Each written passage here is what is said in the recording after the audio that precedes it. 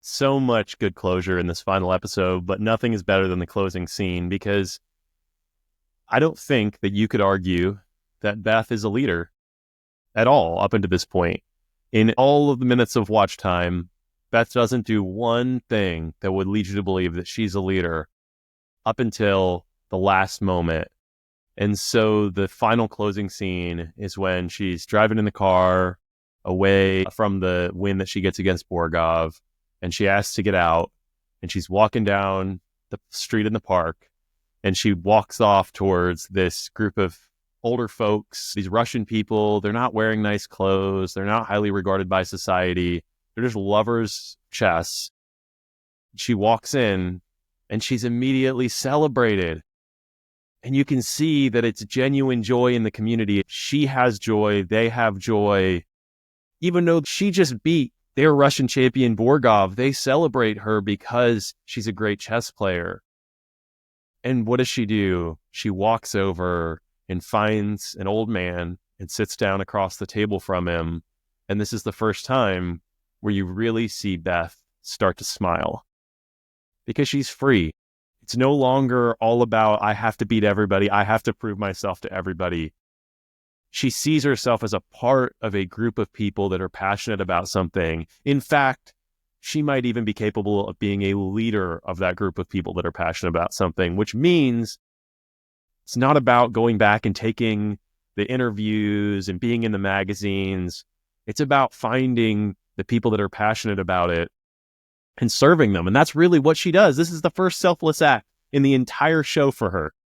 Yes, she is finally part of a community. Having benefited from a community the entire series, she's finally engaged with being part of the community and giving back to it, even if it's just by sitting down in the park and sharing joy of chess, right? So, yeah, you're right. This is the first thing that she does in the entire series that isn't all about her. And somehow we've been rooting for her the whole time, which is a really impressive job of just crafting this whole narrative that we kind of wanted her to succeed, even though she's kind of being a terrible human being.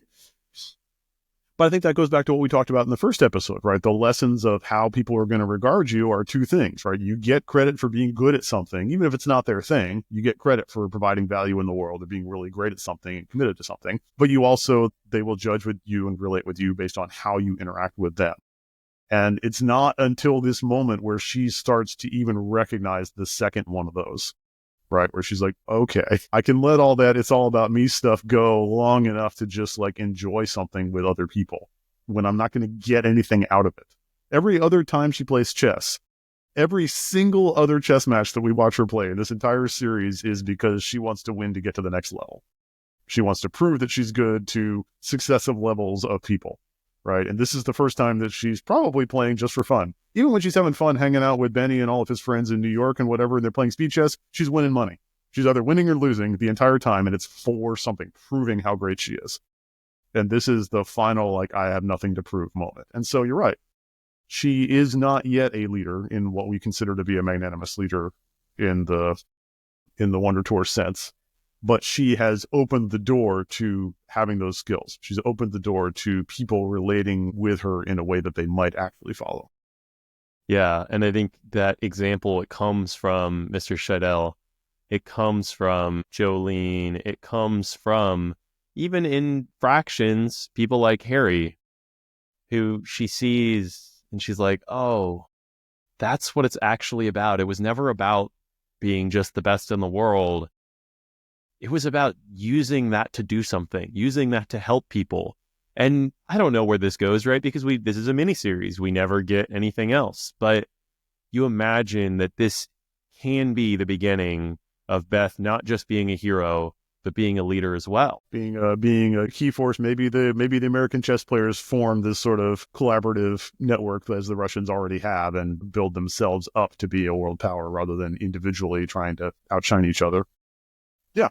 Maybe Beth just sits down and as the conquering hero of the world plays a game with the orphan, with the person who has no business sitting and playing with Beth technically if all she cares about is Elo.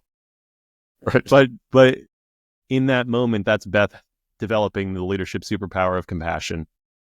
Yeah. And understanding that just to be with somebody where they're currently at serve them in a small way with no expectation of anything in return, that changes the world.